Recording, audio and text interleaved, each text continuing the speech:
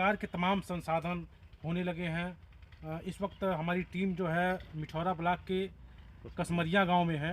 कसमरिया गांव में लगभग 7-8 सालों से यहाँ पे की सबसे प्रचलित खेती है फूलों की खेती।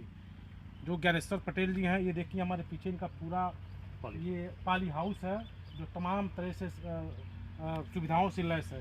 ये देख सकते हो ऊपर जो है पूरा पानी का छिड़काव कवर है, पानी का छिड़काव है। इस वक्त जो है शेड नेट है पूरा। ये देख सकते हैं कि जो इसमें अब आगामी क्या व्यवस्था है, अगला ये किस चीज़ की खेती करना चाहेंगे इस अपने पाली हाउस में, हम इनसे जानकारी लेते हैं। इसमें ज्ञानेश्वर पटेल जी जो इस पाली हाउस के मालिक हैं, हम इनसे जानकारी लेते हैं कि इसमें आगे इनका क्या प्रोग्राम है इस पाली हाउस के अंदर में।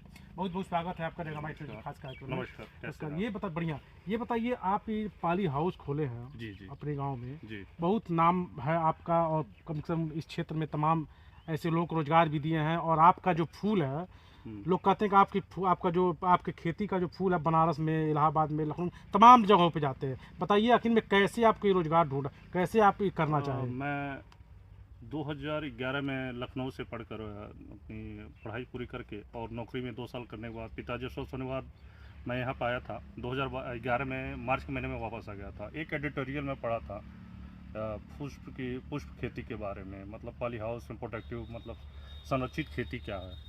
उसमें संरक्षित खेती में फूल की खेती और शिमला मिर्च की खेती के बारे में पढ़ा था।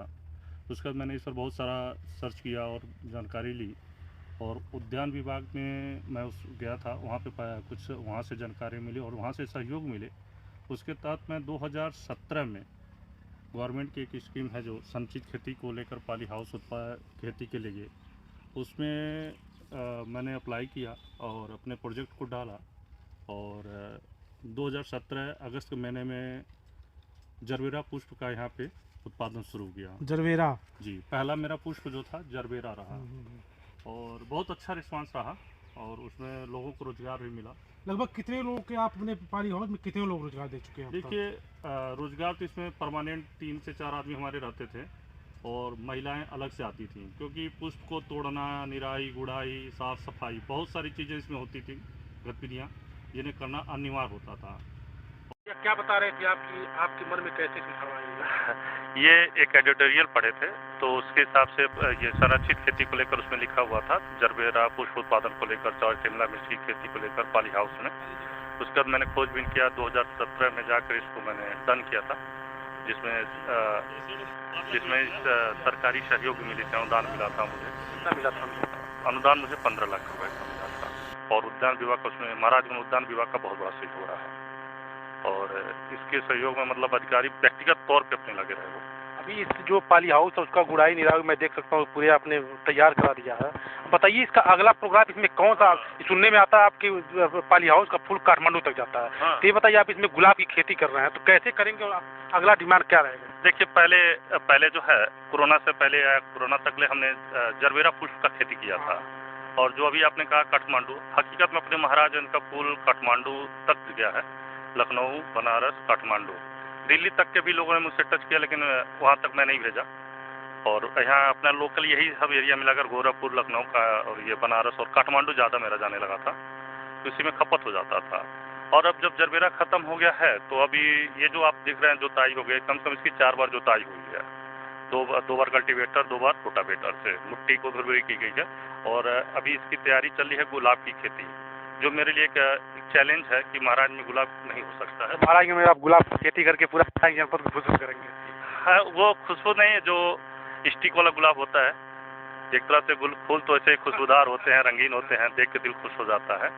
तो प्लानिंग यही है, बातचीत सारी हो चुकी है, पौधों की बुकिंग हो चुकी है। इसमें कब तक गुलाब के पौधे जो है कब तक बड़े हो जाएंगे, कब तक लोगों की डिमांड?